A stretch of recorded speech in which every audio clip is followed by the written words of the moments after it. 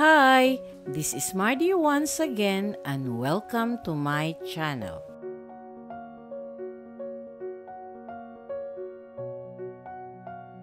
On July 21, 1871, Pracedes Julia Fernandez, the so-called singing sweetheart of Manila, a performer who is considered queen of Philippine drama, was born in Santa Cruz, Manila.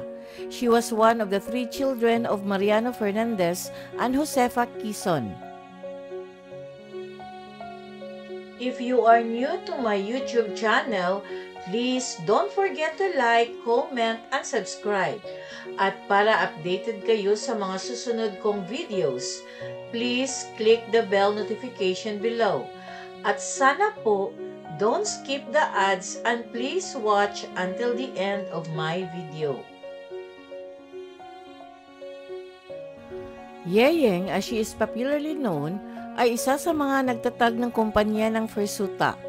Ang pangalan na naka-frame mula sa mga pangalan ng mga pangunahing lady player na sina Fernandez, Suzara at Taguruna.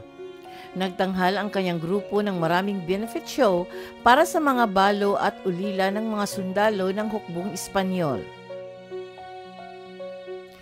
Noong September 30, 1891, bilang pasasalamat sa mga pagtatanghal ni Miss Fernandez para sa kawang gawa, pinarangalan siya ng hukbong Espanyol ng isang gala affair. Bilang pagunita sa okasyon, binigyan siya ng kurunang pilak. Tinapos ni Yeyeng ang kanyang stage career sa isang farewell presentation ng opera na La Viuda Alegre sa Manila Grand Opera House noong November 14, 1911. On August 18, 1892, she was married to Ricardo Pinalos Pastor, a professor in the Escuela de Artes y Oficios in Iloilo.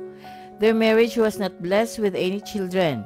She died on August 22, 1919 at the age of 48.